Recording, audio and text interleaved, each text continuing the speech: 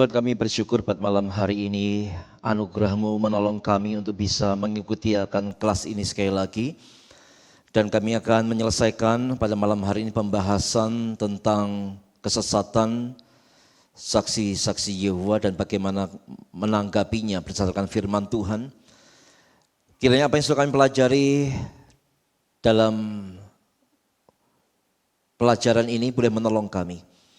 Semakin kami dikuatkan dalam iman dan juga dimampukan untuk terhindar dari segala penyesatan. Dan kami dimampukan juga bisa menjadi berkat bagi mereka yang membutuhkannya. Mampukan kami belajar dengan baik, anugerahkanlah pemikiran yang baik, hati yang baik. Dan biarlah kami boleh menerima semua kebenaran dengan rendah hati. Dan biar dengan itu iman kami boleh sekali lagi ditumbuhkan. Kami ucap syukur dalam nama Yesus kami berdoa. Amin. Baik, ini seri yang terakhir ya dari apologetika terhadap saksi-saksi Yehova. Ini bagian yang ke-8.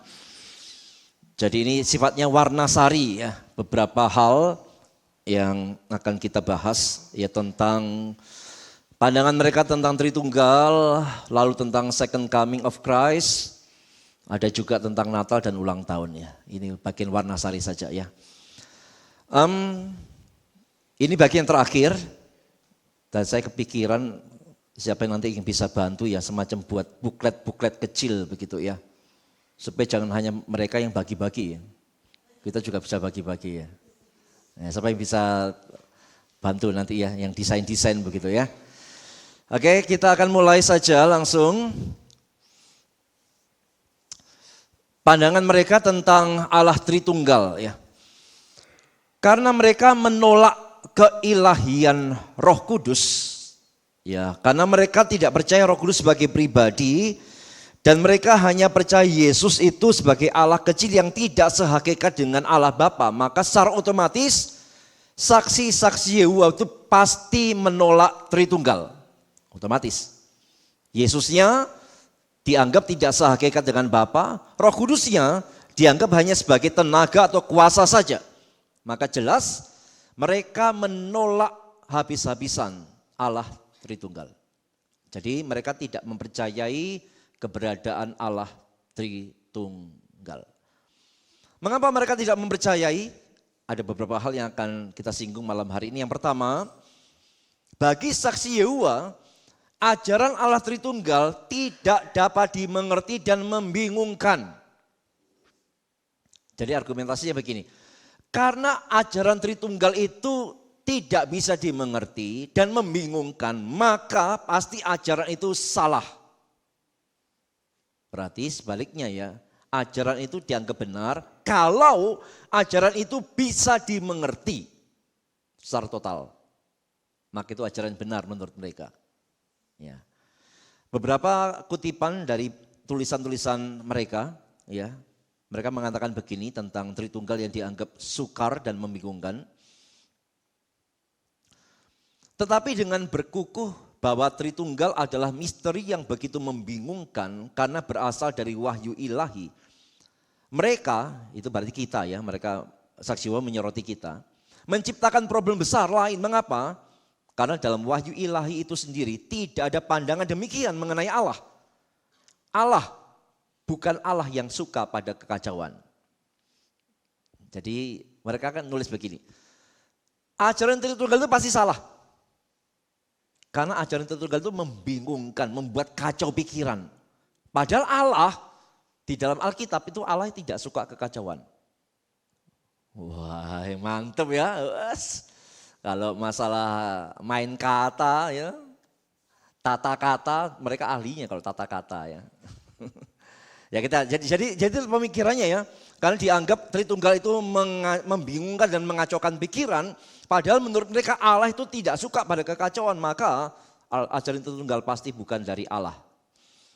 Lalu kalimat kedua, mengingat pernyataan itu, mungkinkah Allah akan mencetuskan doktrin mengenai dirinya sendiri yang begitu membingungkan, sehingga bahkan para sarjana Ibrani, Yunani, dan Latin tidak dapat menjelaskannya? Masa sih Allah sebegitunya kasih wahyu sampai para sarjana tidak bisa mengerti dengan total? Nah, itu pandangan mereka ya. Yang ketiga, Selain itu, apakah orang-orang harus menjadi teolog untuk dapat mengenal satu-satunya Allah yang benar dan Yesus Kristus yang telah Ia utus? Jika demikian halnya, mengapa begitu sedikit dari para pemimpin agama Yahudi yang terpelajar mengakui Yesus sebagai Mesias? Sebaliknya, murid-muridnya yang setia adalah petani-petani, nelayan, pemungut cukai, ibu-ibu rumah tangga yang sederhana. Orang-orang sederhana tersebut begitu yakin dengan apa yang Yesus ajarkan tentang Allah, sehingga mereka dapat mengajarkannya kepada orang lain dan bahkan rela mati demi kepercayaan mereka. Jadi mereka mengatakan, kalau ajaran Tritunggal itu benar, berarti setiap orang Kristen harus jadi teolog nih. Kan begitu. Tapi faktanya tidak begitu kan? Karena para murid Yesus itu orang-orang sederhana. Berarti ajaran Tritunggal pasti tidak mungkin benar. Karena para murid Yesus yang sederhana itu tidak mungkin bisa ngerti Tritunggal. Buktinya mereka bisa ngerti ajaran Yesus dan bisa mengajarkannya, berarti ajaran tentang Allah itu sederhana kok. Sehingga para murid yang sederhana bisa mempelajari dan kemudian mengajarkannya. Wah, hati-hati ini ya. Para murid Yesus kan tidak, menurut mereka ya, gak pinter-pinter amat gitu loh.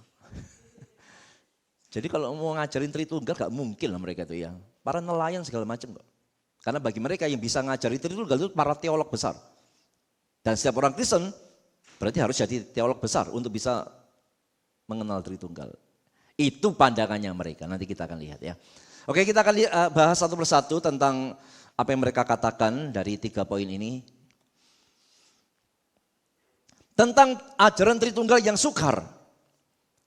Kalau menurut bahasa mereka itu membingungkan. Bagaimana kita menanggapinya? Ya memang harus diakui. Harus diakui bahwa doktrin tentang Tritunggal itu sukar, bahkan sangat sukar. Dan bahkan tidak dapat dimengerti sepenuhnya. Jadi untuk menanggapi mereka yang mengatakan ajaran Tritunggal itu sulit loh. Ya memang. Kita tidak usah bantah, oh tidak susah kok gampang. Tapi yang mungkin ikuti Tritunggalnya Elia Miron akan ngomong gampang. Tritunggalnya Elia Miron itu beda loh dengan kita loh saudara ya. Jadi saudara-saudara yang ngefans sama dia hati-hati kalau dia bicara Tritunggal. Beda. Sangat sederhana. Nanti kalau sempat kita coba ulas ya. Memang harus diakui bahwa doktrin Tritunggal itu sukar, memang iya sukar. Sukar dimengerti iya, bahkan tidak bisa dimengerti sepenuhnya memang iya. Tapi justru itu yang Alkitabiah. Bahwa Allah itu tidak mungkin kita bisa mengerti sepenuhnya, itu justru Alkitabiah dan masuk akal. Sekali lagi ya, bagi saksi Yehova, ajaran Tritunggal itu sukar, membingungkan, sehingga pasti bukan dari Allah. Loh justru tidak begitu. Justru tentang Allah di mana kita tidak bisa mengerti sepenuhnya. Justru itu yang Alkitabiah dan masuk akal. Alkitabiahnya apa? Kita lihat ayat 11, ayat 7 sampai 9. Dapatkah engkau memahami hakikat Allah? Menyelami batas-batas kekuasaan yang maha kuasa? Ini pertanyaan retoris ya, jawabannya pasti tidak. Tingginya seperti langit, apa yang dapat kau lakukan? Dalamnya melebihi dunia orang mati, apa yang dapat kau ketahui? Lebih panjang daripada bumi ukurannya dan lebih luas daripada samudra. Jadi kalau kita ingin memahami hakikat Allah, kalau kita bisa mengerti Allah sepenuhnya, berarti kita harus bisa menguasai tingginya langit, dalamnya dunia orang mati, panjang dan ukuran bumi, lebih dan luasan samudera, harus kita bisa kuasai sepenuhnya. Justru dengan mengatakan ini ayat ingin mengatakan apa? Justru Allah yang benar adalah Allah di mana kita tidak bisa mengerti Dia secara tuntas. Ayat ingin mengatakan Allah yang benar tidak mungkin bahwa hakikatnya, sifat-sifatnya, dirinya itu bisa dikuasai oleh manusia secara tuntas. Tidak bisa. Justru itu Allah yang benar begitu. Kalau orang bisa merasa, bisa menjelaskan Allah sampai tuntas, justru itu yang tidak Alkitabiah. Tapi yang Alkitabiah justru ketika kita belajar tentang Allah, kita menjumpai ada misteri-misteri tertentu yang tidak akan terjawab bahkan sampai kita di surga.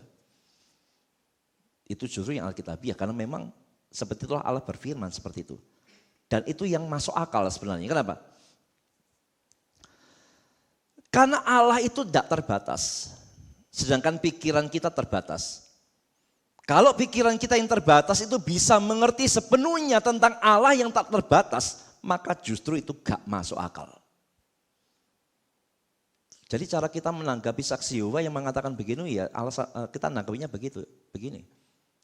Waktu mereka ngomong ajaran Tritunggal itu pasti salah, karena buat orang gak ngerti. Loh, jadi kita ngomong memang ajaran Tritunggal itu sukar dan tidak mungkin kita bisa mengerti sepenuhnya. Tapi justru itu yang benar, kasih ayatnya.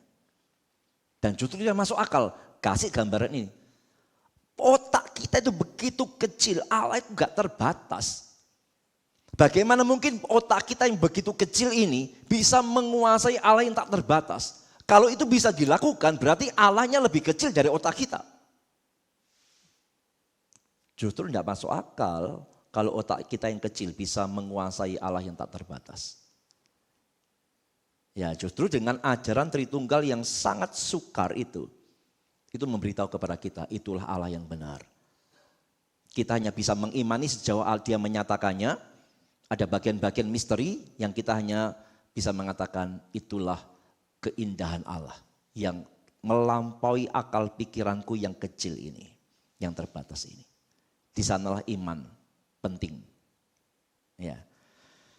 Jadi itu caranya ya untuk menanggapi mereka ketika mereka mengatakan Tritunggal tidak mungkin benar karena sukar sekali ya. Memang sukar, harus diakui memang sukar.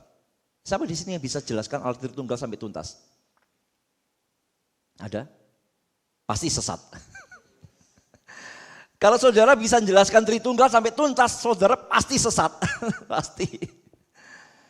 Karena tetap akan ada misteri-misteri ya di dalam Tritunggal yang tidak mungkin akan bisa kita jelaskan dengan tuntas. Tapi sekali lagi itu justru yang Alkitabiah yang justru masuk akal. Nah tentang adanya ajaran-ajaran yang sukar, pola pikirnya kan mereka kan begitu ya. Kalau ajaran itu benar, harusnya ajaran itu gampang. Kalau ajarannya sulit dan membingungkan, ajaran itu pasti salah. Nah sekarang kita lihat apa yang Alkitab katakan tentang ajaran yang sukar. 2 Petrus 3:16. Hal itu dibuatnya dalam semua suratnya apabila ia berbicara tentang perkara-perkara ini. Dalam surat-suratnya itu ada hal-hal yang sukar dipahami. Ini Petrus lagi ngomongin siapa ini? Lagi ngomongin siapa? Paulus. Di dalam surat-suratnya Paulus itu ada hal yang sukar dipahami. Sehingga orang-orang yang tidak memahaminya dan tidak teguh imannya memutarbalikkannya menjadi kebinasaan mereka sendiri. Sama seperti yang juga mereka buat dengan tulisan-tulisan yang lain. Petrus mengakui tulisan-tulisan Paulus itu ada hal yang sukar dipahami. Berarti kebenaran firman Tuhan ini sama sekali bertolak belakang dengan pemikiran saksi Yehova kan. Ketika mereka mengatakan Tritunggal itu ajarannya pasti salah. Karena sukar dipahami. Berarti secara implisit mereka ingin mengatakan apa? Ajaran yang benar adalah ajaran yang gampang dipahami. Petrus ngomong tulisan-tulisan Paulus ada yang sukar dipahami. Loh kalau begitu apakah tulisan-tulisan Paulus ini bukan firman Tuhan, bukan kebenaran karena sukar dipahami? Disinilah pentingnya ya. Kebenaran itu tidak ditentukan apakah mudah diterima atau mudah dipahami atau tidak. Sekali lagi ya, kebenaran itu tidak ditentukan apakah mudah dipahami atau tidak. Kebenaran adalah kebenaran. Apakah kita bisa paham dengan gampang atau sukar paham. Kebenaran adalah kebenaran. Ya jadi dari perkataan Petrus ini membuktikan bahwa Alkitab sendiri mengakui bahwa ada bagian-bagian yang memang sukar. Karena itu kalau melalui penggalian Alkitab akhirnya dihasilkan doktrin Tritunggal yang begitu sukar, itu tidaklah mengherankan. Ya, jadi menanggapi klaimnya mereka tentang kesukaran Allah Tritunggal, ya kita mesti mengatakan memang di dalam Alkitab memang ada hal yang sukar. Dan itu memang ada, tidak bisa ditolak. Ya. Berikutnya, nah tentang kekacauan. Memang sekali lagi ya, Saksio itu paling suka untuk ngutip-ngutip Alkitab ya. Mereka ayatnya pasti sangat banyak sekali. Nah, ketika mereka mengatakan begini, Tritunggal itu ajarannya pasti salah. Karena membingungkan, membuat kacau pikiran. Sedangkan Allah itu Allah yang tidak suka kekacauan. Nah, tentang Allah yang tidak suka kekacauan, mereka ngutipnya di mana? Di 1 Korintus 14 ayat 33. Bunyinya bagaimana? Sebab Allah tidak menghendaki kekacauan, tetapi damai sejahtera. Keren kan, mantap ayatnya, wah bener nih. Allah tidak suka kekacauan, Allah suka damai sejahtera. Belajar itu tunggal, kacau pikiran, hati jadi tidak tenang. Tidak damai. Berarti Tritunggal pasti bukan ajaran Allah, karena Allahnya suka yang tidak kacau, yang damai. Hati-hati kalau saksi Yehova itu ngutip ayat. Itu biasanya out of context. Dicabut dari konteksnya. Nah, 1 Korintus 14 ayat 33 itu bicara apa sih? Kekacauan apa ini masuk di sana?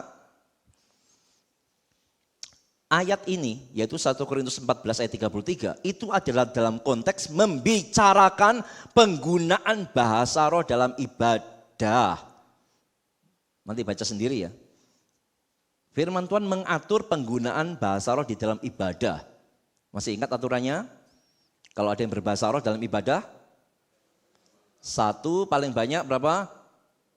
3. Lalu ngomongnya gantian.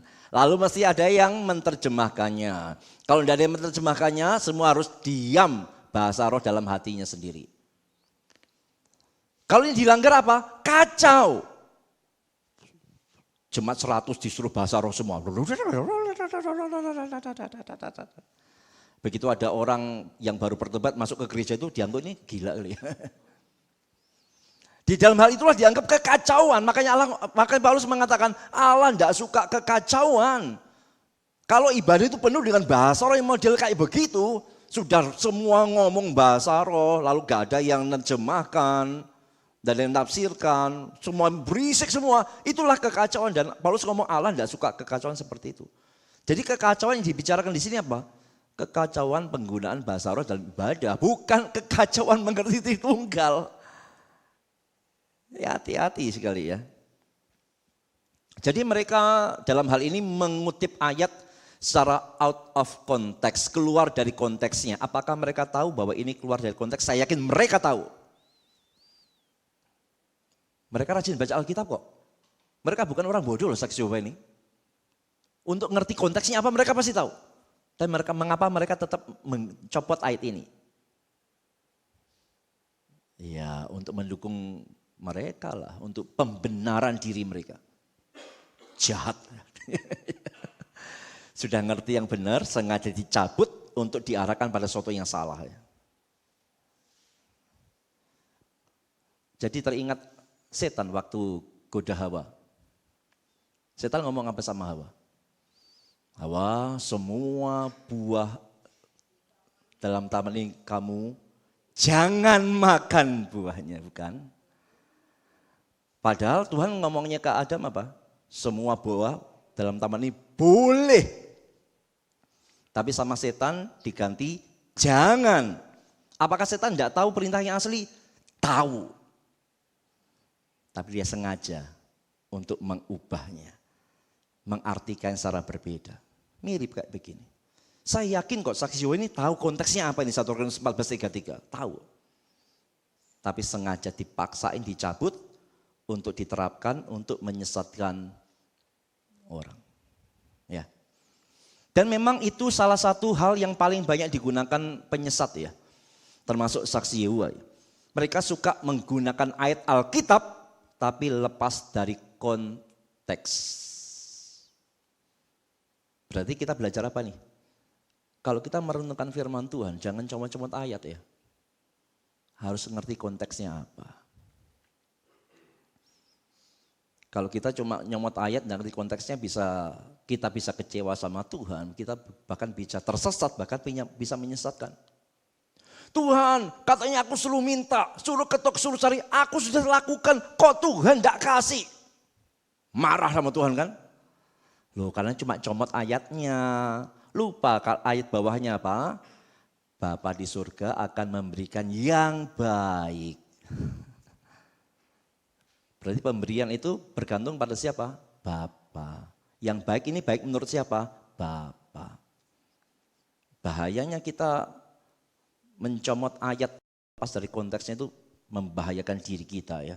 Bahkan bisa membahayakan orang lain kalau kita menyampaikan secara salah ya. Kita lanjut. Ajaran Allah Tritunggal bukanlah kekacauan. Jadi kesimpulannya bukan kekacauan. Ajaran Tritunggal tidak bertentangan dengan akal, tetapi melampaui akal. Kita harus membedakan ya, antara bertentangan dengan akal dan melampaui akal. Kalau bertentangan ya berarti bertentangan ya, melawan akal sehat kita. Ya ajaran firman Tuhan gak mungkin bertentangan dengan akal. Tapi itu pasti melampaui. Artinya kita tidak sanggup ngerti kedalamannya kayak apa. Melampaui itu. Bisa dikatakan bertentangan dengan akal begini. Formulasi Allah Tritunggal itu bagaimana sih? Satu hakikat, tiga pribadi ya. Satu hakikat, tiga pribadi. Bapa adalah Allah, Yesus adalah Allah, Roh Kudus adalah Allah, bukan tiga Allah tapi satu Allah. Bapa bukan anak, anak bukan roh, roh bukan bapa. Tapi bukan tiga Allah tapi satu Allah. Satu hakikat Allah, di dalamnya ada tiga pribadi Allah. Ini bukan tidak akal, ini melampaui akal. Akan menjadi tidak masuk akal kalau kita mengatakan Allah itu satu hakikat dan tiga hakikat. Nah itu baru menentang akal sehat kita. Jadi yang benar satu hakikat atau tiga hakikat. Atau bertentangan dengan akal kalau kita mengatakan Allah Tritunggal itu satu pribadi dan tiga pribadi. Nah itu bertentangan dengan akal. Jadi yang benar mana? Satu atau tiga? Tapi kalau kita mengatakan Tritunggal itu satu hakikat. Tapi di dalamnya ada tiga pribadi. Itu bukan bertentangan dengan akal. Itu melampaui akal. Ya. Terus tentang mereka yang mengatakan, wah ini berarti setiap orang Kristen harus sekolah teologi ya semua ya. Harus jadi teolog semua untuk bisa ngerti ini semua ya. Padahal buktinya para murid Yesus itu orang sederhana kok bisa ngerti tentang Allah dan bisa cerita tentang Allah kok. Gimana kita menanggapi itu? Apakah benar bahwa untuk mengerti Tritunggal itu mesti menjadi teolog besar? Begini, sebenarnya setiap orang Kristen itu teolog loh. Teolog itu apa sih?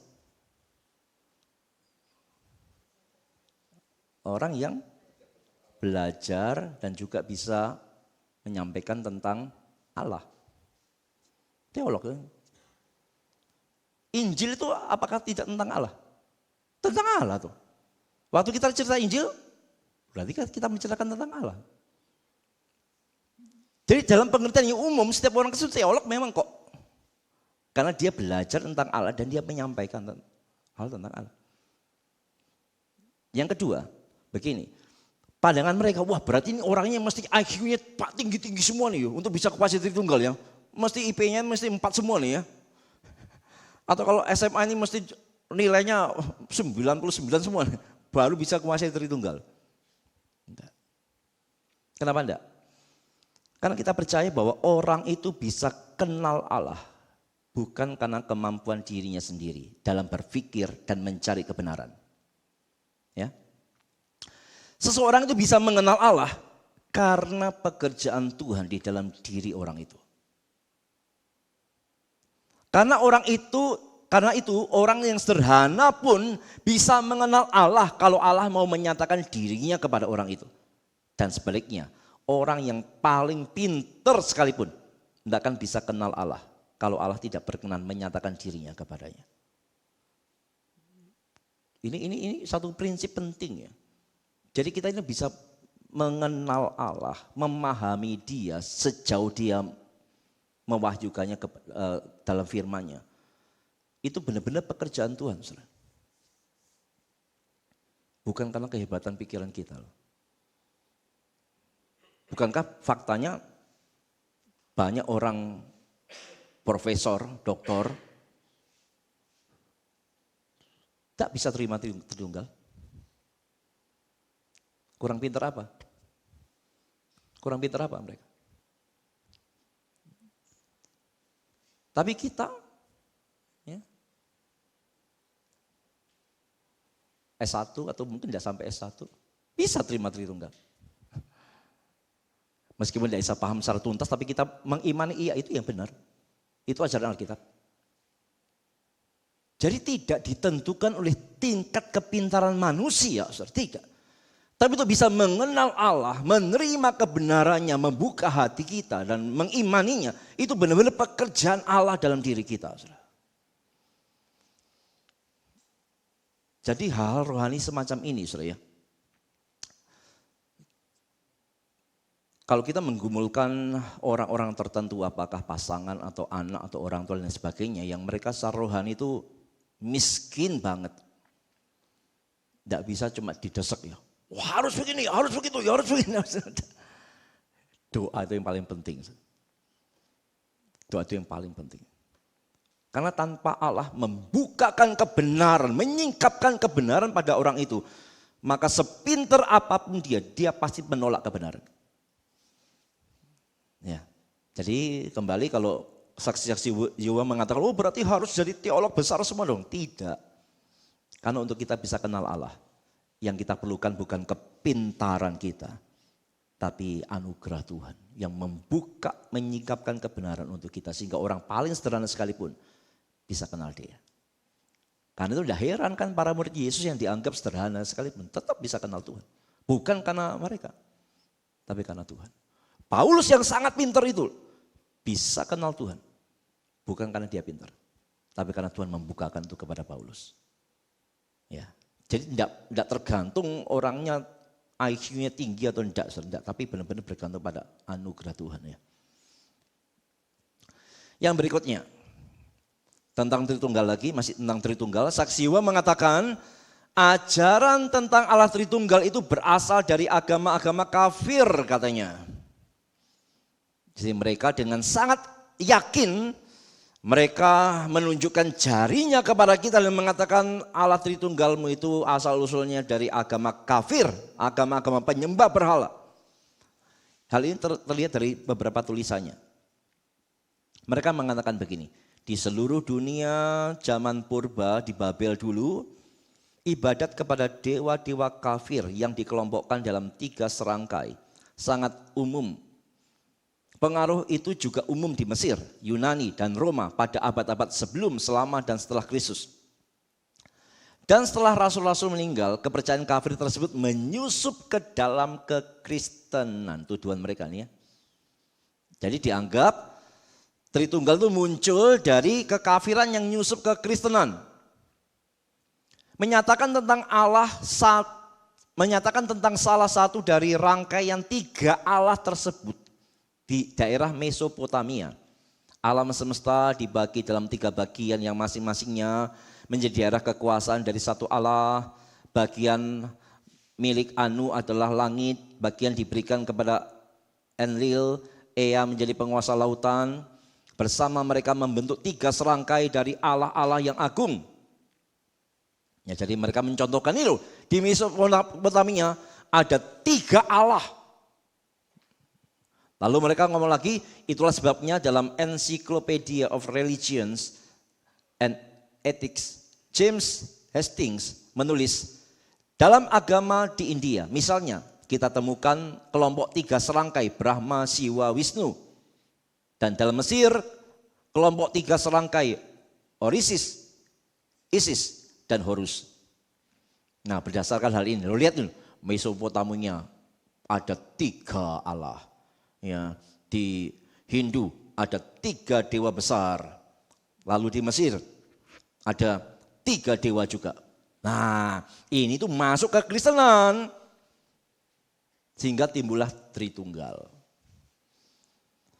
Wah, orang Kristen kalau tidak pernah belajar di Tritunggal akan angguk-angguk ya. Oh iya benar juga ya. Benar juga ya. Bapa, Yesus, Roh Kudus. Oh iya ya. Wah, salah nih Kristen ya.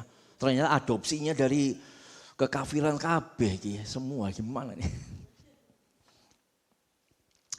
Gimana kita menyikapi akan tuduhan mereka ini yang membabi buta tapi lucu ini. Mereka itu seolah-olah menganggap bahwa Tritunggal 3 Allah itu loh. Pertanyaannya, apakah memang mereka percaya, orang Kristen percaya 3 Allah? Tidak loh. Tapi mengapa mereka tetap mengalihkan itu kepada contoh-contoh 3 dewa atau 3 Allah? Lagi-lagi bukan karena mereka tidak ngerti Tritunggal loh. Tapi sengaja untuk menyesatkan. Mereka bukan orang bodoh kok. Mereka pasti baca banyak tulisan tentang Tritunggal. 1 hakikat 3 pribadi, bukan 3 Allah, 1 Allah. Mereka pasti baca semua itu. Tapi mengapakah mereka tetap waktu memberitakan Injilnya mereka, mempengaruhi orang lain, ingin mengatakan bahwa orang Kristen itu Allahnya 3. Ini berasal dari 3 dewa segala macam. Lihat ya bagaimana mereka melakukannya ya. Jawabannya sederhana ya, gampang ya. Kalau saksi Yehova itu menyamakan antara Tritunggal dengan 3 Allah dalam budaya-budaya kuno, itu tidak nyambung. Apa? Joko Sembung apa? Tidak nyambung, titik-titik ya. Ya tidak nyambung, ya beda lah konsep Tritunggal dengan 3 Allah, beda sekali. Gimana bisa disamakan itu loh. Kecuali memang tujuannya ingin menyesatkan ya. Tidak ada agama lain, sekali lagi ya, tidak ada agama lain dari zaman yang paling purba sampai zaman paling modern yang memiliki Allah dengan konsep Tritunggal. Tidak ada. 1 hakikat 3 pribadi. Tidak akan ada. Dari zaman yang paling kuno sampai zaman yang paling maju, bahkan sampai nanti ya. Tidak mungkin ada agama lain selain Kristen yang mengajarkan Allahnya sebagai Tritunggal. 1 hakikat 3 pribadi. Tidak ada. Yang ada adalah kepercayaan polytheism atau tritheism, 3 Allah. Dan itu sangat berbeda dengan Allah Tritunggal. Ya kalau dalam Hindu ya meskipun mereka punya ribuan dewa, tapi 3 dewa utama mereka kan Brahma, Wisnu, Siwa. Brahma dianggap sebagai dewa pencipta, Wisnu dewa pemelihara, Siwa dewa perusak. Ini benar-benar 3 dewa. Ya. Dan jelas sifat-sifatnya beda satu sama lain. Siwa tukang marah. Beda semua. Gini mau disamain sama Tritunggal? Ya beda jauh. Bapa, Yesus, Roh Kudus sehakikat sama sifatnya. Semua sama, kuasanya sama. Tidak ada yang lebih rendah, tidak ada yang lebih tinggi. Tidak ada yang lebih awal, tidak ada yang lebih kemudian. Sama-sama kekal dan seterusnya. Tak bisa Tritunggal dibawa kepada 3 Allah atau 3 dewa semacam itu. Tidak bisa. Ya. Itu tidak nyambung ya. Berikutnya mereka mengatakan Tritunggal itu pasti tidak benar. Kenapa? Karena istilah Tritunggal gak ada dalam Alkitab. Ya, ini bukan hanya tuduhan dari saksi-saksi Yehova, tapi tuduhan dari orang-orang lain yang memang menentang Tritunggal. Ya, termasuk dari Islam. Tunjukkan dalam Alkitab Allah Tritunggal. Gak ada. Loh kalau gak ada kenapa kamu percayai? Ya, saksi Yehova mengatakan ajaran tentang Allah Tritunggal juga tidak ada. Baik dalam PL maupun dalam PB. Sebaliknya kitab suci mengajarkan bahwa Allah itu Esa. Esa dianggap bertentangan dengan Tritunggal mereka itu ya. Ya siapa yang tidak percaya Allah itu Esa? Allah itu Esa. Tapi Allah yang Esa atau Allah yang Tritunggal itu ya. Nah bagaimana kita menanggapi pandangan mereka ini saudara ya? Bahwa Tritunggal itu istilahnya tidak ada di dalam Alkitab. Istilah Tritunggalnya memang tidak ada dalam Alkitab. Saudara tidak perlu bantah-bantah. Ada kok, ntar aku cari dulu ya, tidak usah. Langsung aja ngakui benar, tidak ada. Kamu betul, tidak ada istilahnya. Tapi jangan cuma titik di situ, koma. Tapi meskipun tidak ada. Tapi ajaran tentang Tritunggalnya ada. Istilahnya tidak ada, tapi ajarannya ada. Dalam PL masih samar-samar, tapi dalam PB jelas sekali. Memang yang gambaran Tritunggal dalam PL masih samar-samar, saudara. Dari Kejadian, kita mulai tahu apa ya, bau Tritunggalnya. Dari bagian mana? Waktu Allah ngomong apa? Setelah dia ciptakan hari ke-5, mau masuk hari ke-6, Allah mengatakan apa? Baiklah kita. Kita ini berarti kan lebih dari satu tuh. Kita kok. Allah ngomong sama siapa tuh? Sama malaikat. Emangnya malaikat jadi pencipta? Tidak. Kita itu pasti menunjuk antara pribadi-pribadi Allah itu loh. Bapa, Anak, Roh Kudus. Baiklah kita. Cuma kan belum, kita ini kan bisa memang lebih dari satu kan. Kita kan bisa 2, 3, 4, 5 dan seterusnya. Masih samar-samar kan. Berapa pribadi sebenarnya ini? Ya. Lebih jelas lagi, waktu ada doa berkat dalam Bilangan pasal 6. Ada berapa kata Tuhan di sana? Tuhan memberkati engkau, Tuhan menyinari engkau dengan wajahnya, Tuhan dan seterusnya. Ada 3 Tuhan, 3 Yahweh, 3 kata Yahweh di sana.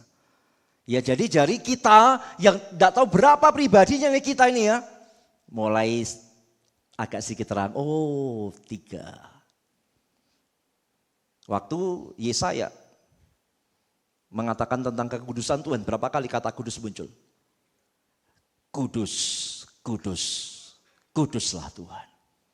Nah, jadi mulai sedikit remang-remangnya, iya, lebih dari satu pribadi berarti 3. 3 ini siapa aja? Tidak ada dalam PL, muncullah dalam PP. Waktu Yesus dibaptis, ada suara, pasti Bapa itu ya. Ada Yesusnya, anakku yang kukasih. Kemudian ada burung merpati, Roh Kudus. Kemudian sebelum Yesus naik ke surga dengan satu amanat agungnya, pergilah dan baptislah mereka dalam nama Bapa, Anak, dan Roh Kudus. Namanya bentuk tunggal, tapi ada 3 di sana. Bapa, Anak, Roh Kudus. 3 ini siapa? Ya ini Bapa, Anak, Roh Kudus. Jadi penyingkapan tentang Allah Tritunggal itu memang Allah sengaja kasih berseri. Tidak langsung buka jebret, tidak. Kasih samar-samar dulu. Kok gitu sih, kenapa tidak dari awal ya? Allah maunya begitu, mau gimana? Itu untuk supaya umatnya belajar beriman kepada Tuhan. Ya.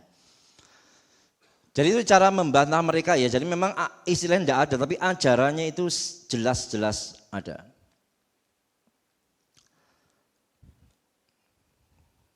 Oke, tentang Tritunggal sampai di sini ya. Kita akan lanjutkan tentang 3 warna sari yang lain. Oh ya, tadi sempat singgung tentang Tritunggalnya Elia Miron ya, sedikit saja ya. Itu beda saudara ya. Jadi Tritunggal yang Elia Miron ajarkan itu adalah Bapa itu yang utama.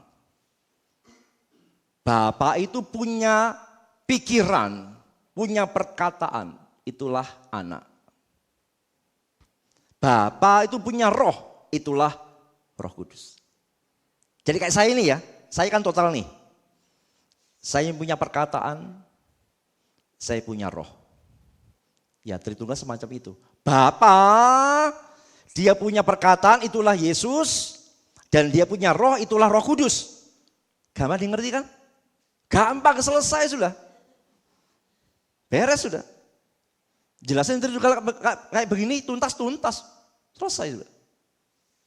Tapi apakah benar seperti ini? Enggak. Kalau perkataannya Bapa itulah Yesus. Loh, waktu Bapa ngomong sama Yesus, dia ngomong sama perkataannya. Waktu Yesus disalib ngomong Bapa. Lah perkataan ngomong sama siapa? Perkataan itu pribadi atau bukan? Bukan. Jadi beda ya Tritunggalnya. Kalau begitu Tritunggalnya benar bagaimana? Ya tadi itu loh, satu hakikat, tiga pribadi. Benar-benar tiga pribadi yang berbeda. Bukan hanya cuma bedanya ini pikiran, ini roh, bukan. Benar-benar tiga pribadi yang berbeda. Tapi tetap satu Allah loh. Hati-hati ya. Tritunggalnya Elia Miron itu lebih menuju kepada satu pribadi sebenarnya. Tapi jangan sampai kalau kita belajar Tritunggal yang benar, kita terjerumus pada tiga Allah. Tidak. Tetap satu Allah, tapi di dalamnya ada tiga pribadi yang berbeda. Pusing kan? Ya kalau pusing itu benar. Justru yang masuk akal. Ya, justru yang masuk akal. Kalau enggak pusing tentang Tritunggal justru itu kita salah. Ya mungkin itu memang harus pusing saudara ya. Kita enggak mungkin bisa ngerti dengan tuntas sampai kapanpun juga. Kita lanjut. Tentang Natal ya. Saksi Yehova itu melarang perayaan Natal. Jadi jangan harap ya di Pasar Segar nanti ada Natalan mereka, tidak ada. Saudara. Saksi Yehova melarang perayaan Natal. Kenapa mereka melarangnya? Yang pertama, mereka anggap 25 Desember itu dianggap sebagai hari Natal itu tidak sesuai fakta. Yesus itu pasti lahirnya bukan 25 Desember, pasti bukan. Mereka itu kalau tidak salah mempercayainya di 1 Oktober. Ulang tahunnya siapa itu? Wow, ulang tahun CDP.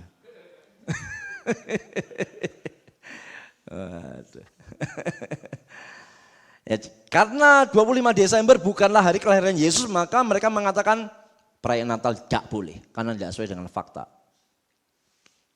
Lalu alasan yang kedua mereka mengatakan Natal itu tidak boleh karena apa? Karena itu berasal dari penyembahan kafir, yaitu penyembahan dewa matahari.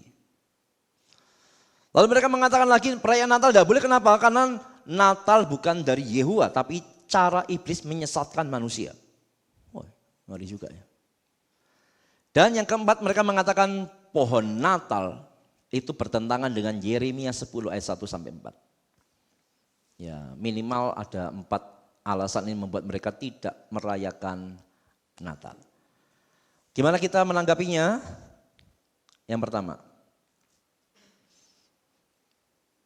saya yakin banyak pengikut saksi Yehova yang tidak tahu ini. Sebenarnya pada masa awal, saksi Yehova itu merayakan Natal. Pada masa awal mereka merayakan Natal, tidak tahu sampai tahun berapa ya. Tapi cukup lama itu, pada masa-masa awal mereka itu. Mereka merayakan Natal. Saya punya bukti itunya, bukti catatan-catatannya ya. Dari Watchtower itu ada. Ya. Jadi waktu mereka mengatakan Natal itu pasti dari setan.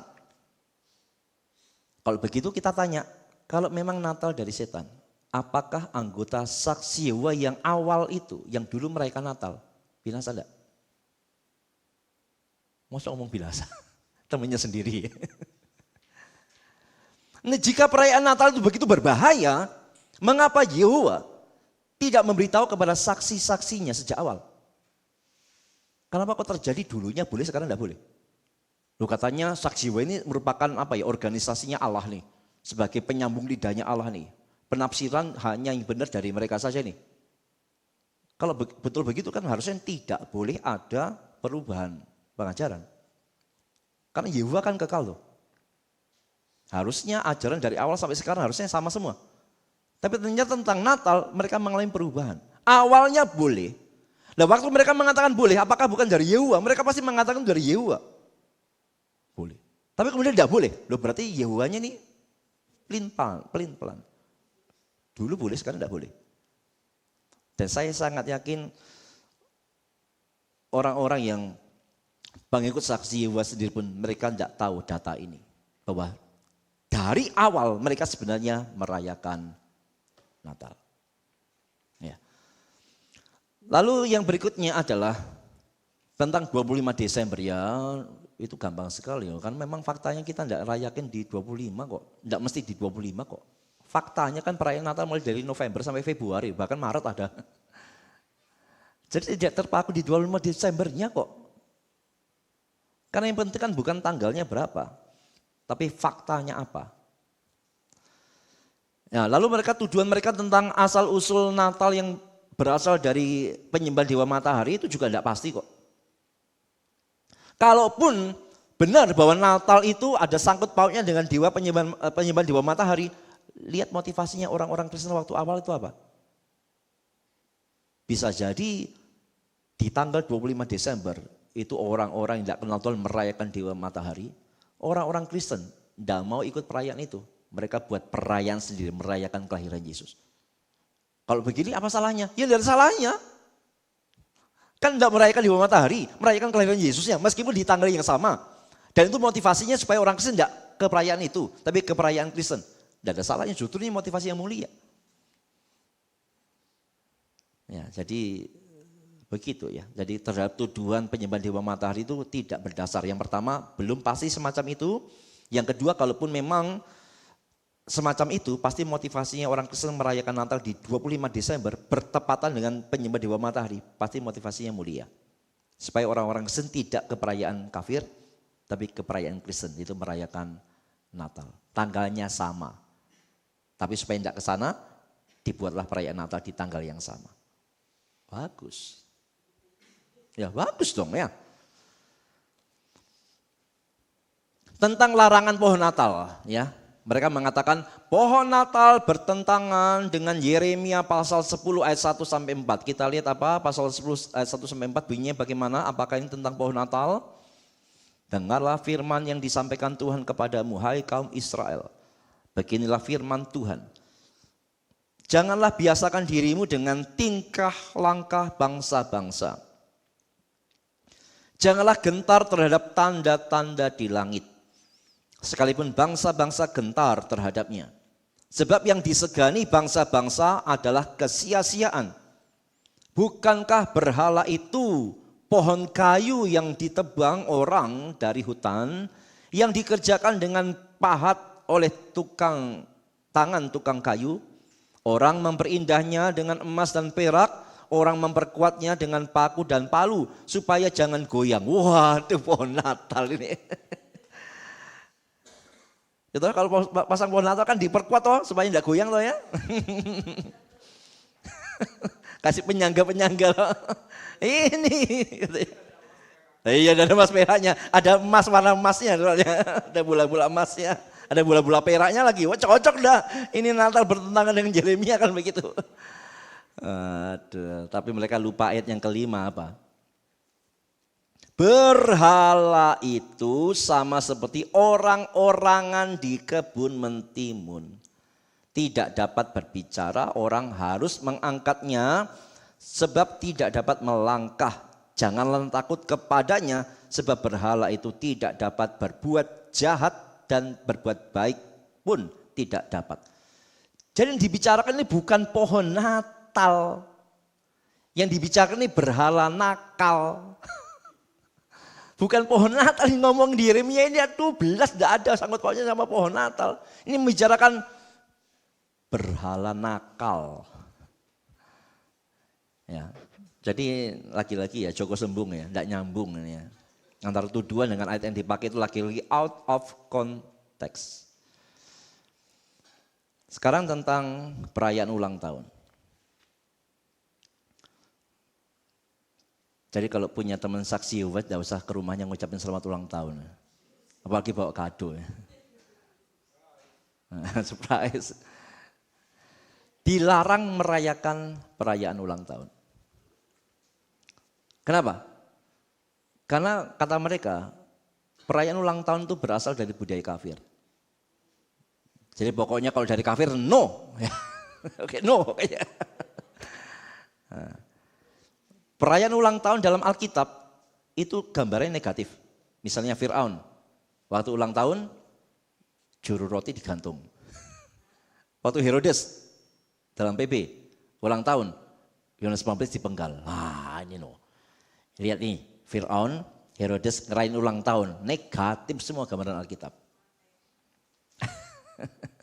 Jadi karena ada 2 orang dalam Alkitab yang begini, berarti ulang tahun no. Haram hukumnya. Gimana nanggapin begini saudara? Ya, kalau nanggapin begini sih agak-agak gimana itu ya. Ya gimana ya, Alkitabnya itu tidak pernah melarang perayaan ulang tahun. Tidak ada ayatnya dilarang merayakan ulang tahun, tidak ada. Tidak ada. Hanya karena Fir'aun dan Herodes melakukan kejahatan di waktu ulang tahun mereka, tidak berarti semua ulang tahun salah dong. Dan perhatikan, apakah memang setiap perayaan Fir'aun ada pembunuhan? Apakah setiap perayaan Herodes ada pembunuhan? Kan tidak juga toh. Hanya dicatat waktu ulang tahun yang kesekian itu, ya kan gitu. Fir'aun dalam itu kebetulan ada juru roti yang kemudian digantung. Herodes pas ulang tahun itu kebetulan aja pas ulang tahun itu ada kisahnya si Herodias yang ngamuk-ngamuk itu loh sama Yohanes Pembaptis. Minta supaya dipenggal. Kan bukan berarti setiap perayaan ulang tahunnya Herodes pasti ada begitu, kan enggak juga. Logikanya dari mana? Lalu berdasarkan 2 cerita begitu lalu dianggap ulang tahun semua salah. Ya. Bandingkan dengan Lukas 1 ayat 13 sampai 14. Tetapi malaikat itu berkata kepadanya, "Jangan takut hai Zakaria, sebab doamu telah dikabulkan dan Elisabet istrimu akan melahirkan seorang anak laki-laki bagimu. Dan haruslah engkau menamai dia Yohanes. Engkau akan bersukacita dan bergembira. Bahkan banyak orang akan bersukacita atas kelahirannya itu." Wah. Digambarkan kelahiran Yohanes Pembaptis membawa sukacita, sukacita, sukacita. Ya tentu kalau secara iblis ini mengatakan apa? Kalaupun sukacita itu mau dirayakan kan boleh-boleh saja. Tidak ada yang salah. Ya. Sekarang yang terakhir. Tentang kedatangan Yesus yang kedua kali. Mereka percaya Yesus akan datang kedua kali, saudara. Bahkan mereka termasuk yang cukup banyak memprediksi atau meramal kapan itu terjadi. Saksi Yehova itu berulang kali meramalkan kedatangan Yesus yang kedua kali. Russell, ini tokoh pendiri ya. Mula-mula itu meramalkan bahwa Yesus akan datang kembali tahun 1874. Dari mana dia dapat 1874? Ada hitungannya. Karena dia percaya Adam dan Hawa dicipta pada tahun 4126 sebelum Masehi. Nah ini tidak tahu dari mana dia dapat data ini. Ya pokoknya dia belajar, dia dapat data Adam dan Hawa diciptakan pada tahun 4126 sebelum Masehi. Nah lalu dia tambahkan dengan 6000. Kenapa 6000? Karena 6 hari penciptaan. Dan dalam Alkitab dikatakan dalam 2 Petrus 1 hari sama dengan 1000 tahun. Berarti kalau 6 hari 6000 tahun. Ditambahkanlah pada penciptaan Adam dan Hawa. Wah jadi 6000 ditambah 4126. Atau saya salah nih ya? Iya itu ya betul. Ya jatuhnya adalah tahun 1874. Kreatif ya. Keren ya. Jadi kapan penciptaan pertama, lalu kapan 6000-nya, tahunnya kapan ditambahkan, wow tahun sekian lah. Ya. Datang Yesusnya 1874? Enggak. Sudah capek-capek ngitung nih ya, oh kapan nih Adam dan Hawa dicipta nih, kapan nih ya? Oh kapan sih 6000 itu, tambahkan lagi ya. Oh, woi bener nih woi, luar biasa ya. Gak datang, gagal. Kalau sudah gagal apakah kapok? Enggak. Russell ngeramal lagi.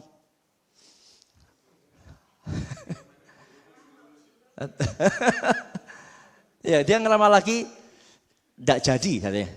Nanti datang lagi di tahun 1914. Dapatkan dari mana? Dari 1874 tambah 40. Kok 40? Karena 40 ini masa pencobaan. Jadi katanya Yesus itu menunda untuk mencobai umatnya selama 40 tahun ya. 40 tahun kan masa-masa pencobaan. Yesus dicobai berapa? 40. Musa di padang 40 ya, jadilah oke lah.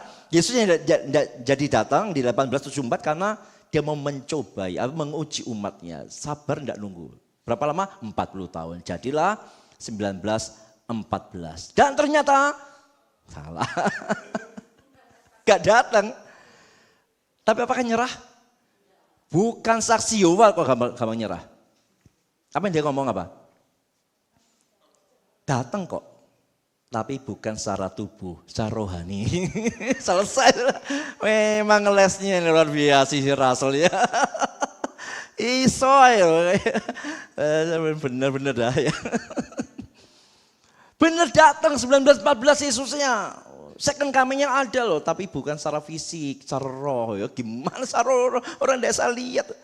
Ya jelas ini salah karena Alkitab mengatakan second coming jelas tubuh Yesus ada di atas awan kok. Ya namanya orang les ya boleh-boleh aja ya. Yesus datang kok cuma secara roh ya, terserah dia lah ya. Tapi yang jelas 1874 gagal, 1914 gagal. Apakah berhenti ramalannya? Rasulnya sudah tidak ada. Ganti yang lain. Setelah ini masih muncul ramalan-ramalan tentang kedatangan Yesus yang kedua kali dalam kalangan saksi-saksi Yehova. Berturut-turut orang saksi Yehova meramal kembali Yesus akan datang tahun 1918, 1920, 1925, 1972. Gak terjadi semuanya. Ya. Setelah semua ramalan itu meleset, lalu ada teori baru. Teorinya apa? Wah ternyata Adam dan Hawa tidak dicipta pada 4126. Salah kita ngitungnya katanya. Bukan tahun itu Adam dan Hawa dicipta, tapi tahun 4025 sebelum Masehi. Wah ini berarti benar. Tambahkan 6000. Jadilah ketemu 1975. Ini pasti benar. Karena kita salah ngitung tahun Adam dan Hawa dicipta. Ya, ini benar-benar benar lah. 1975. Siapa yang lahir 1975 di sini? Korolan. Wah, Yesus datang nih, ternyata Korolan yang lahir. Wah, bukan Yesus datang, Korolan yang lahir. Dan ternyata 1975 gagal lagi. Lalu ada yang mencatat mereka sempat meramal di 1992. Tidak terjadi. Jadi ternyata mereka cukup banyak yang meramal kedatangan Yesus yang kedua kali. Tapi tak, dan tidak. Lalu apa pentingnya kita melihat data ini? Sebab kalau kita ketemu dengan mereka ini termasuk salah satu serangan yang cukup mematikan bagi mereka sebenarnya. Mereka itu kan sangat mendewakan organisasi mereka. Dianggap sebagai channel, satu-satunya channelnya Allah gitu. Jadi kalau Allah mau ngomong kepada manusia, lewatnya saksi Yehova. Channelnya, satu-satunya channel ya. Jadi tidak ada channel yang lain ya. Channel yang bisa nyala ya cuma channel saksi Yehova aja. Jadi Allah ngomong apa, artinya apa, harus lewat channel ini nih. Tapi lihat ternyata channelnya sudah gagal berulang kali meramal kedatangan Yesus. Ya karena memang Alkitab secara jelas mengatakan tidak ada seorang pun tahu. Tak ada yang tahu. Kalau mereka memaksakan diri untuk tahu, jelas itu pasti bukan dari Allah ya. Jadi siapapun yang meramalkan kedatangan Yesus yang kedua kali. Apakah itu dari belajar Alkitab atau mengaku dari wahyu Tuhan sekalipun, itu pasti nabi palsu. Atau setidaknya orang yang pengetahuan Alkitabnya sangat tidak beres. Ya. Nah sekarang kita lihat apa kata Alkitab saudara tentang orang yang meramal atas nama Tuhan tapi tidak terjadi. Nah ini kunci untuk ayat ini, jangan saudara lupa ya. Kalau misalkan satu hari ketemu dengan mereka, saudara ingetin aja, dulu nih ya organisasimu ini berulang kali ngeramal kedatangan Yesus yang kedua kali tapi cuma gagal semua loh. Nah apa kata Alkitab?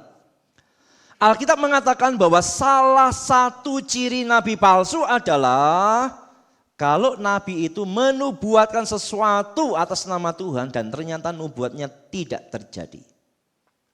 Jadi salah satu ciri nabi palsu adalah kalau dia menubuatkan sesuatu dan nubuatnya tidak terjadi. Itu pasti nabi palsu. Tapi hati-hati ya, tetap ada tambahannya sebenarnya. Ada nabi yang menubuatkan sesuatu dan terjadi. Apakah pasti asli? Belum tentu. Kalau nabi itu kemudian mengajarkan sesuatu untuk membawa orang lari daripada Tuhan, palsu. Jadi saringan pertama adalah, nabi palsu itu ya saringan pertamanya adalah nubuatnya tidak terjadi, itu pasti palsu. Saringan kedua, kalau nubuatnya terjadi, lihat ajarannya. Ajarannya membawa orang kepada Tuhan atau lari daripada Allah. Kalau lari, meskipun nubuatnya terjadi, palsu. Ya. Tapi untuk saksi Yehova ini berlaku dua-duanya. Sudah nubuatnya gagal, ajarannya menyimpang, itu benar-benar ya. Ulangan 18 ayat 20 sampai 22. Tetapi seorang nabi yang terlalu berani untuk mengucapkan demi namaku perkataan yang tidak kuperintahkan untuk dikatakan olehnya. Ini termasuk hamba Tuhan model zaman-zaman kita nih ya. Saya mendengar Tuhan berbicara untuk disampaikan kepada saudara. Ngeri ya. Tapi seorang nabi yang terlalu berani untuk mengucapkan demi namaku perkataan yang tidak kuperintahkan untuk dikatakan olehnya. Atau yang berkata demi nama Allah lain. Nabi itu harus mati.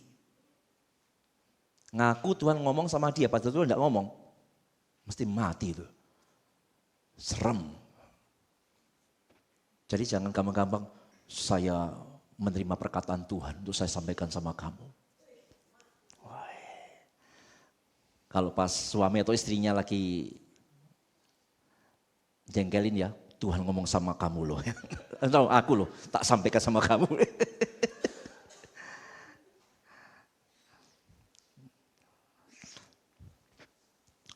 Jika sekiranya kamu berkata dalam hatimu, bagaimana kami mengetahui perkataan yang tidak difirmankan Tuhan?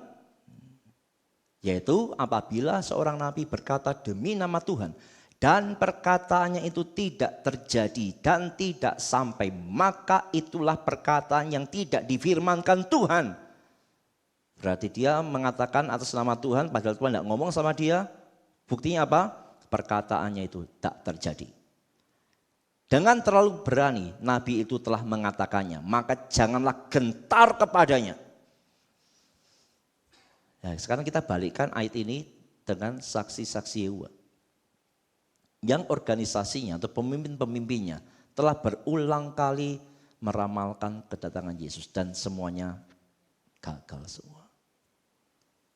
Jelas tak ragu untuk mengatakan berdasarkan ayat ini mereka nabi palsu. Ya. Oke, itu yang kita bisa pelajari pada malam hari ini. Tentang 4 hal ya, warna sari dari saksi Yehova, tentang Tritunggal, Natal, ulang tahun, dan second coming of Christ. Silakan kalau ada yang mau menanggapi, bertanya. Wah mulai lagi nih.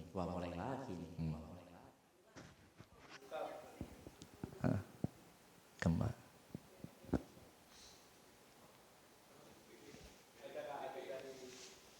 Ada dari BB.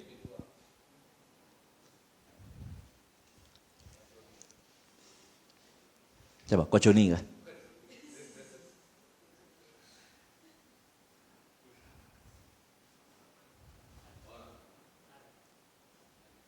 Chat atau langsung?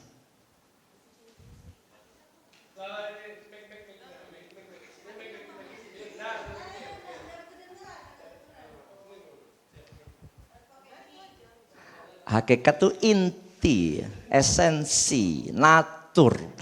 Gimana ya jelasinnya ya? Ya hakikat ya inti ya, Allahnya itu hakikatnya. Pribadi namanya Bapa, Yesus, Roh Kudus. Tapi hakikatnya Tapi hakikatnya, oh, itu istilah teologi sukar. Waduh dong.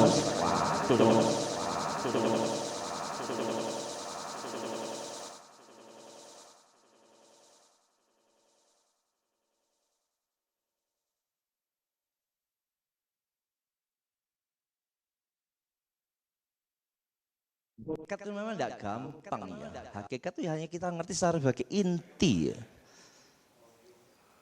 Inti di mana itu harus ada pada diri pribadinya. Hakikatnya Allah ya. Ya harus ada. Kalau manusia hakikatnya apa? Ya susah tuh. Manusia tuh. Allah ya Allah. Kira-kira begitu ya. Artinya nggak bisa yang bukan Allah di sana. Nah, memang istilah hakikat dan pribadi sebenarnya bukan bertujuan untuk menjelaskan Allah sih sebenarnya, tapi untuk menghindari kesesatan pemikiran tentang Allah. Ya, jadi penggunaan istilah hakikat dan pribadi ini tidak ditujukan untuk kita bisa menjelaskan Allahnya sebenarnya, tapi untuk menghindari jangan sampai kita berpikir yang sesat tentang Allah, maka dipakai istilah hakikat dan pribadi ini. Ya penjelasan yang paling gampang harusnya adalah yang segitiga itu aja. Bapa, Anak, Roh Kudus. Allah di tengah tuh. Bapa adalah Allah, Anak adalah Allah, Roh Kudus adalah Allah itu sebagai hakikatnya. Inti. Apa ya inti?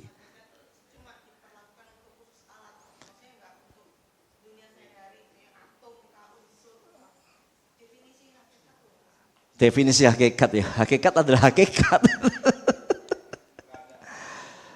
Enggak juga ya. Ada yang mau bantu? Definisi hakikat? Esensi makanya. Hakikat tuh esensi, inti. Kalau ditanya lagi esensi itu apa ya? Esensi. Akhirnya sesuatu yang mutlak yang ada pada pribadi itu yang enggak boleh tidak ada. Itu hakikat. Kalau manusia kan mesti ada tubuh, ada roh. Berarti kalau tidak ada tubuh, tidak ada roh, bukan manusia. Kalau cuma tubuh tanpa roh, bukan manusia. Roh tanpa tubuh, bukan manusia. Hakikat manusia berarti mesti ada tubuhnya, ada rohnya. Tidak bisa, tidak ada. Maka pribadi dari Bapa, Anak, Roh Kudus, itu ada hakikatnya namanya Allah itu. Hakikat Allah itu harus ada. Karena kalau tidak ada hakikat itu, maka Bapa, Anak, Roh Kudus bukan Allah. Esensi, hakikat. Ya. Sukar ya. Hah?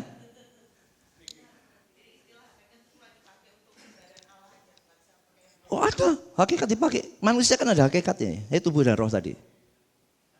Sesuatu yang harus ada pada diri pribadi itu, dimana kalau itu tidak ada maka pribadi itu tidak bisa dikatakan sebagai pribadi itu. Wah mau meneh gitu ya. Ya. Gimana ya? Ya, ada yang mau tanya? Pak Julius? Bikin contoh ya.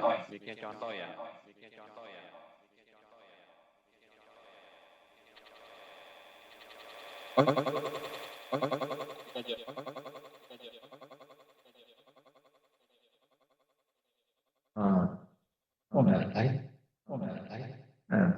Selamat malam Pak Dini. Bisa, Pak. Pak saya tidak didengar gitu. Nggak kedengaran. Malam Pak. Lanjut ya Pak, lanjut. Nggak bisa. Malam Pak Dini. Malam Pak, lanjut. Bagus. Kedengaran. Harus bisa. Iya, saya bisa. Handphone lebih. Oh, begitu. Ketika itu kolom chat gitu. Nah, kan kalau sekarang kan banyak itu banyak pendeta itu kan seperti kita bisa tidak mereka kan mati, mereka mati di situ kalau dari yang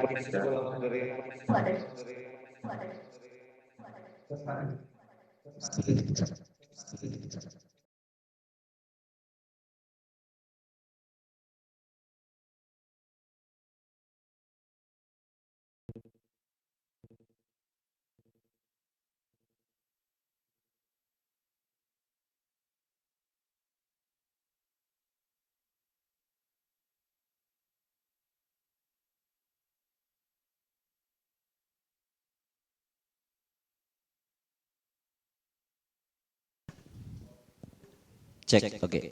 Cek, oke. Duh.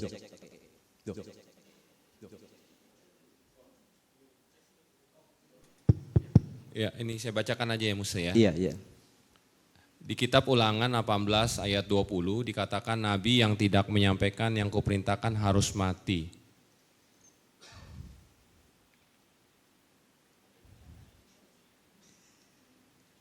Ya seperti itu pertanyaannya. Pertanyaannya apa? Itu kan pernyataan, bukan pertanyaan. Di chat ditulisnya seperti itu. Oh, mungkin pertanyaannya kenapa kok sekarang udah mati? Ah.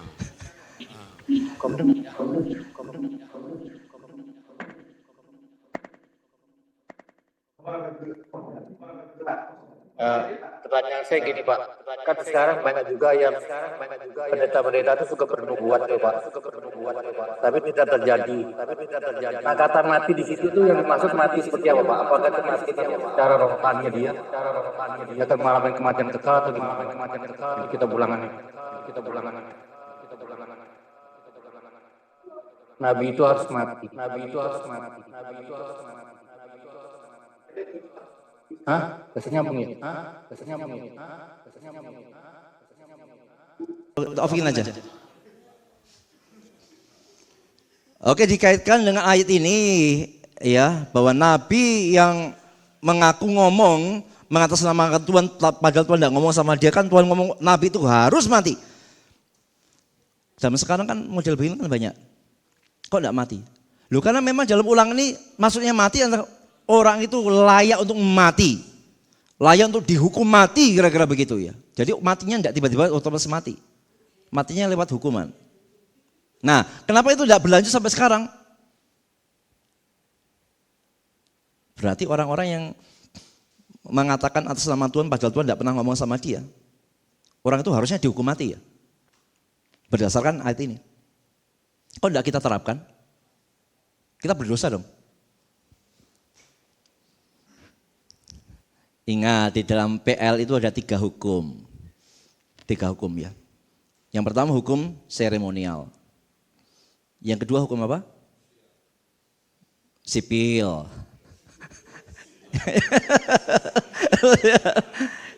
Yang ketiga hukum moral. Ya. Dari 3 hukum ini,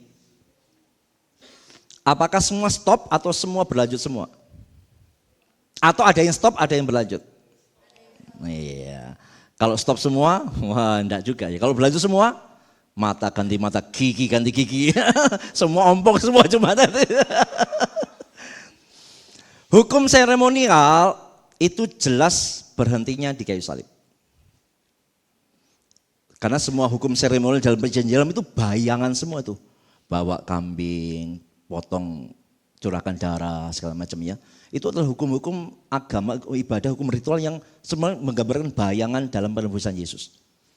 Begitu sudah digenapi di kayu salib, maka sudah selesai. Hukum seremonial tidak perlu dilakukan di zaman ini. Tapi juga tidak perlu kita coretin dalam Alkitab semua ini, tidak usah. Tetap itu menjadi pelajaran penting, bahwa ini cara Allah mewahyukan dirinya ya. Melalui bayangan, harus digenapi dalam asli, dalam salib. Lalu hukum moral. Jangan membunuh, jangan mencuri dan seterusnya. Masih berlaku pastinya. Lalu satu lagi hukum sipil. Hukum sipil itu hanya berlaku bagi orang Israel di sana pada waktu itu. Tidak bisa diterapkan di Indonesia pada hari ini. Termasuk hukuman mati untuk nabi palsu. Termasuk hukuman sipil. Ya, karena itu kalau saudara dengar ya di YouTube ada orang gampang sekali, Tuhan berbicara kepada saya. Ya, akan terjadi, tidak terjadi. Ya saudara tidak usah nuntut demo. Ini harus dihukum mati, harus hukum mati. Itu hukum sipil di Israel pada waktu itu yang tidak mungkin diterapkan di Indonesia pada masa kini. Ya, penjelasannya begitu Pak Julius ya. Jadi hukum mati terhadap nabi palsu termasuk hukum sipil. Jadi itu hanya berlaku pada orang Israel pada waktu itu dan di zaman itu. Dan orang Israel zaman sekarang kayaknya juga tidak menerapkan hukum ini kan. Begitu. perbedaan hukum-hukum dalam PL secara garis besarnya ya.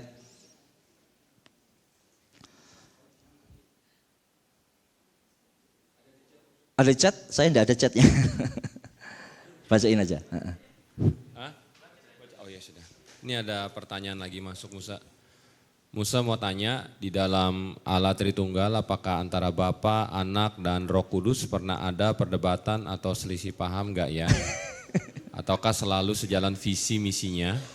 Jika selalu sejalan, apa ada ayat pendukungnya ya Musa? Makasih Musa. Pasti sejalan. Ayat pendukungnya adalah Yesus mengatakan aku dan Bapa adalah satu. Jadi selaras semuanya, tidak ada pertentangan apapun, tidak ada debat, tidak ada perbedaan. Sama-sama Maha Kuasa dan seterusnya, sama-sama Maha Tuhan dan seterusnya, sama kok. Jadi jelas pemikirannya selaras semuanya, tidak ada perdebatan, tidak ada pertentangan. Ayatnya ya tadi, Yesus mengatakan aku dan Bapa adalah satu. Satu hakikat ya, satu. Berarti semuanya selaras. Yang lain?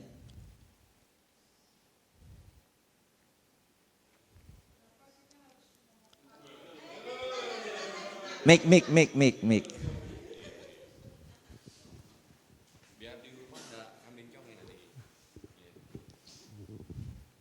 Kenapa Musa dalam Allah Tritunggal itu kita harus ngomong Allah Anak, Allah Bapa, Allah Anak, Allah Roh Kudus. Allah Anak itu maksudnya kedudukannya sebagai anak. Memang dalam Alkitab itu istilahnya adalah anak Allah. Lalu dalam formula baptisan mereka dalam nama Bapa, Anak, dan Roh Kudus. Ya dikasih istilah Allah di depannya juga tidak masalah ya, karena memang tiga-tiganya ini kan Allah semua. Bukan tiga Allah loh ya, artinya hakikatnya Allah, satu hakikat itu. Jadi ngomong Allah Bapa, Bapa adalah Allah maksudnya. Allah Anak, Anak itu Allah. Allah Roh Kudus itu Allah. Lebih menekankan bahwa ini tiga pribadi ini satu Allah, satu hakikatnya sama, itu sama-sama Allah. Bukan seperti yang saksi Yehova kan, Bapa adalah Allah yang maha kuasa, Anak adalah Allah yang berkuasa. Nah, enggak begitu. Jadi penggunaan istilah Allah Bapa, Allah Anak, Allah Roh Kudus untuk menyatukan pemikiran bahwa tiga pribadi ini adalah satu hakikat. Sama hakikatnya, tidak ada yang lebih rendah, tidak ada yang lebih tinggi. Sama-sama satu Allah. Nah itu apakah salah kalau kita ngomong Allah mengorbankan anaknya yang tunggal? Yohanes 3:16 mengatakan itu. Tunggal. Iya, tunggal toh. Iya, tunggal, tidak ada yang salah. Tapi jangan pernah timbul pemikiran seperti orang nuduhkan kepada kita, ya Allah kok beranak ya. Berarti Allah punya anak kecil dikorban. Enggak. Ini lebih kepada relasi ya, istilah Allah Bapa sama Allah Anak itu, istilah Bapa sama Anak itu lebih ke relasi ya. Bukan berarti Bapa muncul duluan lalu kemudian Anak muncul duluan, tapi secara relasionalnya semacam itu. Ya ini sesi yang terakhir ya untuk apologetika terhadap saksi Yehova. Nanti ketam berikutnya kalau tidak ada perubahan pikiran kita akan membahas apologetika terhadap Seventh Day Adventism. Ada pertanyaan lagi Musa? Oh, ada lagi ya? Musa mau tanya, biasanya dalam praktiknya orang-orang saksi Yehova, mereka menyamar seperti orang Kristen dan cenderung mereka yang memulai pembicaraan dan menggiring kita untuk ikut topiknya mereka. Mereka biasanya menggunakan data Alkitab menurut tafsiran mereka sebagai pijakan. Cara kita counter mereka yang cenderung aktif, apakah juga sama-sama pijakannya harus dengan data Alkitab? Takutnya mereka susah dikasih paham. Hehe, thank you Musa. Hehe juga. Iya pasti mereka akan memakai Alkitab, pasti. Kalau kita mengcounternya tanpa Alkitab, ya kita yang salah. Kita juga counter dengan Alkitab, ya dengan ayat-ayat, dengan pengertian yang benar, dengan kekonsistenan pengertian kita ya.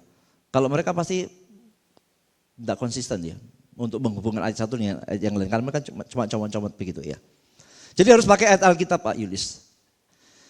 Ya nanti kalau itu jadi nanti mungkin kita buat ya buku kecil atau apa untuk bisa dipelajari lagi. Ya, saksi Yehova ngomong nyerangnya apa, kita nangkepinya bagaimana. Mereka ajarnya bagaimana, kita nangkepinya bagaimana. Ya. Tentu semua pembahasan dalam 8 episode ini bukan semuanya ya. Masih banyak lagi ajaran-ajaran mereka yang kecil-kecil ya. Masih ya. Tidak mungkin kita bahas setahun tidak selesai. Ya, harus ngupas lagi. Tapi ini ajaran-ajaran pokok yang sudah kita bahas ya. Ya, paling tidak ini juga boleh menolong kita ya. Oke, jadi harus tetap pakai Alkitab ya. Oke, cukup ya. Sampai ketemu di ketam berikutnya. Kalau tidak ada perubahan kita akan membahas apologetika terhadap Seventh Day Adventism ya. Apa itu Seventh Day Adventism? Advent ya. Oke, mari kita berdoa. Tuhan, terima kasih, kami bersyukur bisa menyelesaikan akan topik apologetika terhadap saksi-saksi Yehova. Bila apa yang sudah kami pelajari berguna bagi kami, mempertumbuhkan iman kami, membuat kami semakin mengenal siapa Allah yang benar dan juga menghindarkan kami dari penyesatan dan menjadikan kami berkat bagi orang lain. Mampukan kami terus belajar dengan semangat karena kami percaya tidak ada yang rugi untuk belajar firman Tuhan. Kami menyerahkan untuk ketam-ketam berikutnya, berkati Tuhan, pimpin untuk tema-tema yang akan dipelajari. Biarlah itu juga merupakan cara Tuhan untuk menumbuhkan akan iman kerohanian bagi jemaat tempat ini. Kami ucap syukur dan mengakhiri kelas ini dalam nama Yesus kami berdoa. Amin.